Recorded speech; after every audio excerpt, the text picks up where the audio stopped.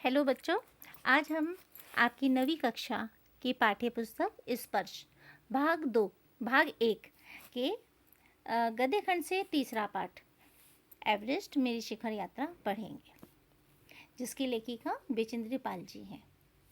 इस पाठ में बेचेंद्री ने एवरेस्ट की अपनी रोमांचक पर्वतारोहण यात्रा का संपूर्ण विवरण स्वयं ही कलमबद्ध किया है, यानी स्वयं ही उन्होंने इसकी रचना इसको लिखा है। प्रस्तुत अंश उसी विवरण में से लिया गया है, जो अपनी यात्रा के अंतिम पड़ाव से शिखर तक पहुंचकर तिरंगा लहराने के पल पल का ब्यौरा प्रस्तुत करता है, अर्थात बयां करता है।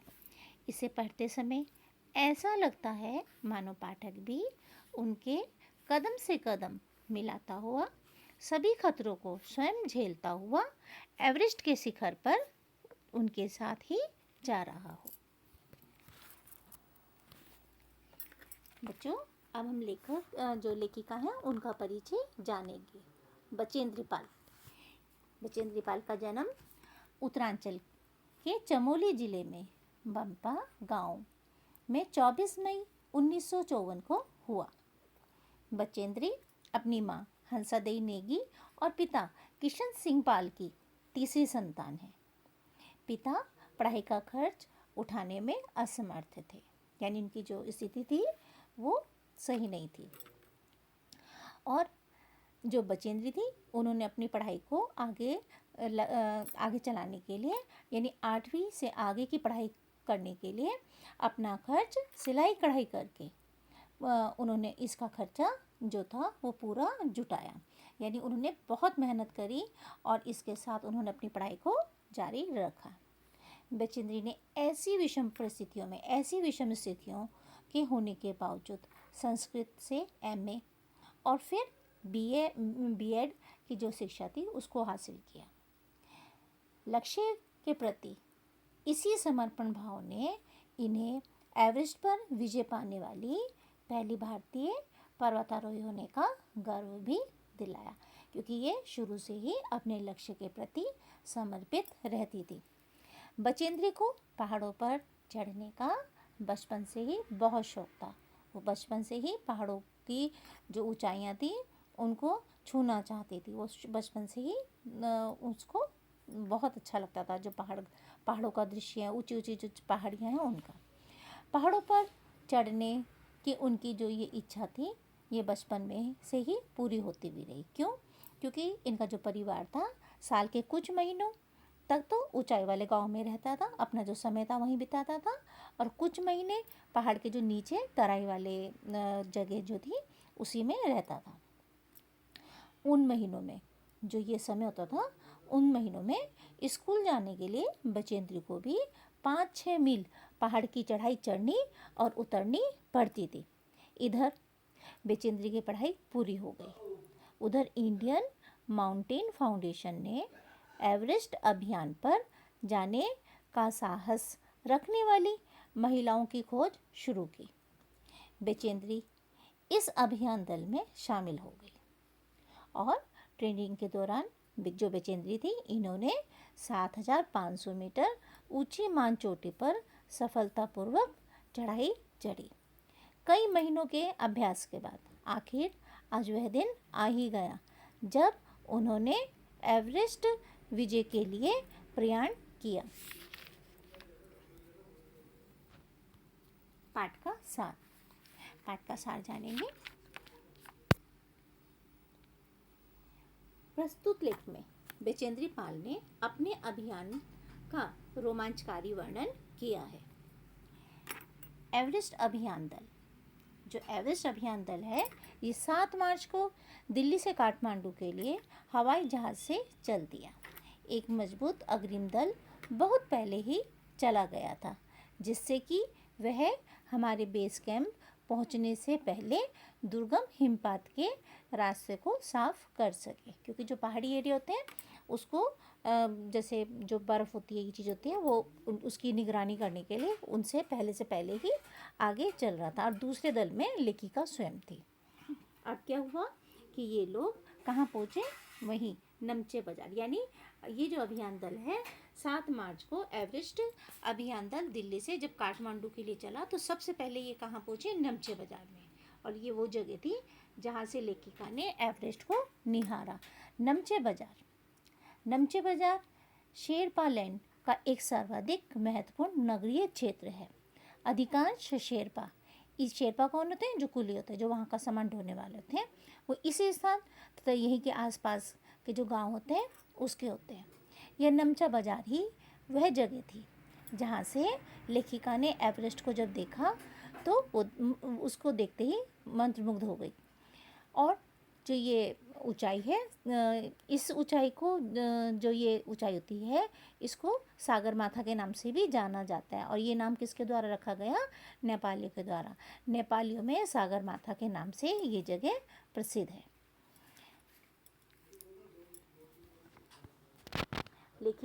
जब लेखिका ने ऊपर एवरेस्ट की तरफ देखा तो एवरेस्ट पर उन्हें एक बहुत बड़ा भारी बर्फ़ का फूल दिखा। और एवरेस्ट कि जब तरफ वो देख रही थी तो जो ये बर्फ़ का बड़ा सा फूल था, इसको क्या कहते हैं, प्लूम कहते हैं, जो पर्वत शिखर पर लहराता एक ध्वज के जैसे लग रहा था। लेखिका ने जब पूछा तो उन्हें बताया गया कि यह दृश्य शिखर की ऊपरी सतह के आसपास 150 किलोमीटर अथवा इससे भी अधिक की गति से हवा चलने के कारण बनता था, क्योंकि तेज हवाओं से सूखा बर्फ़ पर्वतों पर उड़ता रहता था। बर्फ़ का यह ध्वज 10 किलोमीटर या इससे भी लंबा हो सकता था। शिखर पर जाने वाली प्रत्येक व्यक्ति को दक्षिण पूर्वी पहाड़ी पर इन तूफानों को झेलना पड़ता था, विशेषकर खराब मौसम में। और यह दृश्य लेखिका को भी डराता है, यानी यह लेखिका बताती है कि यह दृश्य मुझे डराने के लिए काफ़ी था। फिर भी उन्होंने हिम्मत नहीं हारी और वो क्या कर चाहती थी कि वो इस एवरेस्ट के प्रति विचित्र रूप से इतनी आकर्षित थी कि वो किसी भी कठिन से कठिन जो चुनौती थी उसका सामना करने के लिए तैयार थी। अब जब ये आगे चली तो आगे चलने के बाद 26 मार्च को अभियान दल पेरिच पहुंचा। और पेरिच पहुंचते ही इनको पता चला कि खम्बू हिमपात पर जाने वाले शेरपा कुलियों में से बर्फ़ खिसकने के कारण एक कुली की मृत्यु हो गई और 4 लोग घायल हो गए। और फिर ये सब उन्हें जाकर कहाँ पता चला, कैंप पर। जब ये कैंप पर पहुंची तो इन्हें ये दुखद सूचना सुनने को मिली। दूसरे दिन नए आने वाले अपने अधिकांश सामान को अपने जो ये साथ लेकर आए हुए थे उसकी जो जानकारी थी, उन्हें हिमपात के आधे रास्ते तक ले जाना था। और वहीं इनकी जो मुलाकात डॉक्टर मीनू मेहता से हुई। मीनू मेहता ने इनको, लेखिका और जो दूसरे लोग थे, उन्हें एल्यूमिनियम की सीढ़ियों से अस्थायी पुलों का निर्माण करना, लट्ठों और रस्सियों का उपयोग करना, बर्फ़ की आड़ी तिरछी दीवारों पर रस्सियों को खूब अच्छे से बांधना और अग्रिम दल के जितने भी अभियांत्रिक कार्य थे उनके बारे में विस्तृत जानकारी दी। तीसरा दिन हिमपात से कैंप तक सामान ढोकर चढ़ाई का जो अभ्यास करना था उसके लिए निश्चित था।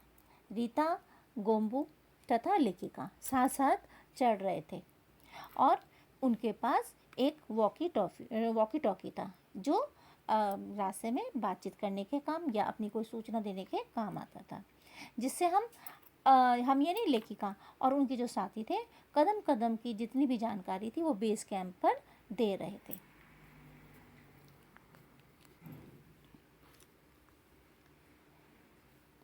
अब जैसे जैसे वो आगे बढ़ते जा रहे थे और जो मौसम था वहाँ का वो खराब हो रहा था।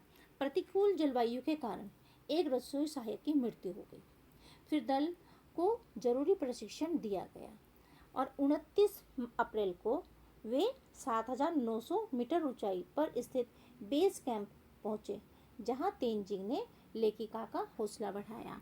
जब लेखिका से उन्होंने बात करी तो लेखिका ने कहा कि मैं तो बिल्कुल नौसिखिया हूँ, मुझे नहीं पता, मुझे एवरेस्ट पे जो जानने का ये मेरा पहला अभियान है।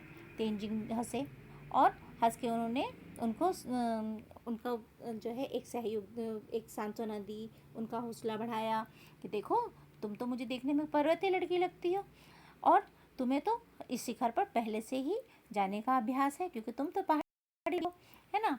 तो लेखिका का उन्होंने मनोबल बढ़ाया और क्या हुआ कि 15-16 मई 1984 को अचानक रात 12:30 बजे कैंप पर ग्लेशियर टूट पड़ा, जिससे कैंप तहस नहस हो गया। हर व्यक्ति चोटग्रस्त हो गया। यह क्या हुआ? सब लोग दंग थे। यहाँ एक लंबा पिंड, बर्फ़ का पिंड हमारे कैंप के ठीक ऊपर, जो उनका ग्लेशियर, जो उनका कैंप था उसके ऊपर आके वो टूटकर गिरा और विशाल हिमपुंज बना। ये कैसा था? एक विशाल हिमपुंज बन गया था। हिमखंडों, बर्फ़ के टुकड़ों तथा जमी हुई बर्फ़ के इस विशालकाय पुंज ने एक एक्सप्रेस रेलगाड़ी की तेज गति की तरह भीषण गर्जना के साथ सीधी ढलान से नीचे आते हुए उनके जो उनका जो लेखिका और उनका दूसरा जो कैंप था उसको तहस नहस कर दिया। वास्तव में हर व्यक्ति को चोट लगी थी, परंतु आश्चर्य इस बात का था कि किसी की इसमें मृत्यु नहीं हुई। लेखिका इसमें जो बर्फ़ का ये टूट के गिरा तो इसमें लेखिका दब गई थी। उन्हें बर्फ़ से बाहर निकाला गया। लेखिका को जो लोब्सांग था उसने क्या करा, अपनी जो स्विस छुरी थी उसकी मदद से उनका सारा रास्ता साफ किया और तब उन्होंने लेखिका को बाहर निकाला। उन्होंने उनके चारों तरफ जो जमी हुई बर्फ़ थी उसकी खुदाई की और उसको खूब अच्छे से निकाला। अगर वो ना निकालते तो ये जो बर्फ़ थी कब्र के से निकाल कब्र के समान थी, यानी जो भी उसके अंदर दब जाता तो वो उसमें दफन हो जाता। यहाँ लेखिका से तभी कर्नल फुलर जो थे वो मुड़कर कहने लगे कि क्या तुम भयभीत हो, तुम्हें डर लगता है? लेखिका ने क्या अर्थ से फिर उन्होंने पूछा कि क्या तुम वापस जाना चाहती हो? तो लेखिका ने एकदम से जवाब दिया, बिना हिचकिचाहट के उत्तर दिया कि नहीं, मैं नहीं जाना चाहती, मैं अपने कैंप में ही रहना चाहती हूँ। यानी वो इस चीज़ से डरी नहीं। इसके बाद क्या हुआ कि जो लेखिका थी वो साउथ कोल कैंप में पहुंची और वहाँ उन्होंने पीछे आने वाले सभी साथियों की मदद की और सबको खुश कर दिया। वो सुबह सुबह 4 बजे उठ गई, बर्फ़ को पिघलाया, सबके लिए चाय बनाई, कुछ बिस्किट जो थे, आधी चॉकलेट वगैरह थी, हल्का सा नाश्ता, खाने पीने का सामान लिया और वो 5:30 या 4 बजे के करीब, यानी 4:30-5 बजे के करीब अपने तंबू से निकल पड़ी। अंगदोरजी बाहर खड़ा था और कोई आसपास नहीं था। ये लोग सुबह ही अपनी जो चढ़ाई थी उसकी तैयारी में लग गए। अब अंगदोरजी बिना ऑक्सीजन के ही चढ़ाई करने वाला था, ठीक। और इसमें क्या हुआ कि करीब 2 घंटे से कम का समय था जिस समय ये अपने उस शिखर कैंप पर पहुंच गए। अंगदोरजी ने पीछे मुड़कर देखा और लेखिका से कहा, क्या तुम थक गई हो? लेखिका ने जवाब दिया, नहीं। जिसे सुनकर वे बहुत आश्चर्यचकित हुए और आनंदित भी हुए। उन्होंने कहा कि जो पहले वाला दल था उसे शिखर कैंप में पहुंचने में 4-5 घंटे लगाए थे, लेकिन यदि तुम इसी गति से चलती रही तो शिखर कैंप तक, यानी शिखर तक पहुंचने के लिए तुम्हें 1 बजे तक, यानी दोपहर 1 बजे तक का समय लगेगा और हम उस समय तक पहुंच जाएंगे। लाटू जो था वो भी पीछे पीछे आ रहा था और फिर क्या हुआ कि वो हमारे पास पहुंच गया। थोड़ी सी चाय पीने के बाद लेखिका और जो वो लोग थे उन्होंने चढ़ाई फिर शुरू कर दी। अब क्या हुआ कि जो लाटू था वो एक नायलॉन की रस्सी भी अपने साथ आया था, इसीलिए अंगदोरजी और मैं रस्सी के सहारे चढ़े, यानी जो लेखिका और अंगदोरजी थे वो रस्सी के सहारे चढ़ रहे थे, जबकि लाटू एक हाथ में रस्सी पकड़े हुए बीच में चला। उसने रस्सी अपनी सुरक्षा के बजाय जो लेखिका और जो दूसरे थे उनके संतुलन के लिए पकड़ी हुई थी। अब क्या हुआ कि जो दक्षिण शिखर के ऊपर हवा की गति बढ़ गई। उस ऊंचाई पर तेज हवा के झोंके भुरभुरे बर्फ के कणों को चारों तरफ उड़ा रहे थे, जिससे दृश्यता शून्य तक आ गई थी। अनेक बार देखा कि केवल थोड़ी दूर के बाद कोई ऊंची चढ़ाई नहीं है। ढलान एकदम सीधा नीचे चला आ रहा है, यानी वो जो वहाँ जो उनकी पहाड़ की जो ऊंचाई थी वो लेखिका ने खूब ध्यान से देखी। लेखिका को क्या लगा कि जैसे मेरी सांस रुक गई, मेरी सांस मानो रुक गई थी। मुझे विचार कौंधा कि सफलता बहुत नज़दीक है। और 23 मई 1984 के दिन दोपहर 1:07 पर मैं एवरेस्ट की चोटी पर खड़ी थी। अब लेखिका वहाँ तक पहुँच गई और ये एवरेस्ट की चोटी पर पहुँचने वाली प्रथम महिला थी। लेखिका ने जब चारों तरफ देखा तो एवरेस्ट शंकु की चोटी पर इतनी जगह नहीं थी कि 2 व्यक्ति साथ साथ खड़े हो सके। और लेखिका ने क्या करा, लेखिका चारों तरफ हजारों मीटर लंबी ढलान को देखते हुए हमारे सामने यानी लेखिका के सामने सबसे पहले सुरक्षा अपनी वो थी। और उन्होंने क्या करा, चारों तरफ अपने थोड़ी थोड़ी खुदाई करके अपने बैठने का स्थान बनाया। इसके बाद वो अपने घुटनों के बल बैठ गई। बर्फ़ पर अपने माथे को लगाया। सबसे पहले उन्होंने बर्फ़ पर अपने माथे को लगाया। आज लेखिका ने सागर माथे के जो ताज है उसका चुंबन किया, उसको चूम के उन्होंने उसको नुचकारा।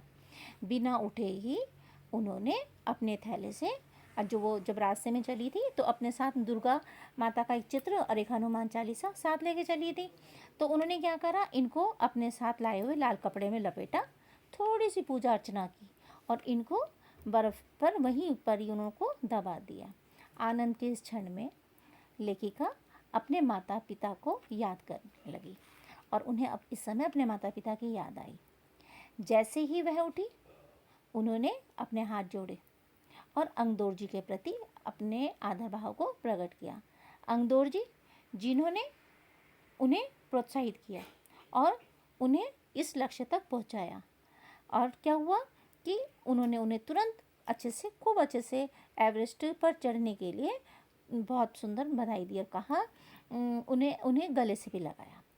और कुछ देर बाद जब ये देखा तो वो बहुत प्रसन्न हुई लेखिका। कुछ देर बाद जो सोनम पुलजर थे वो भी वहाँ पहुँच गए और उन्होंने तुरंत फ़ोटो लेने शुरू कर दी। इस समय लाटू ने हमारे नेता को एवरेस्ट पर हम चारों के होने की सूचना दे दी थी। तब मेरे हाथ में वॉकी टॉकी दिया गया।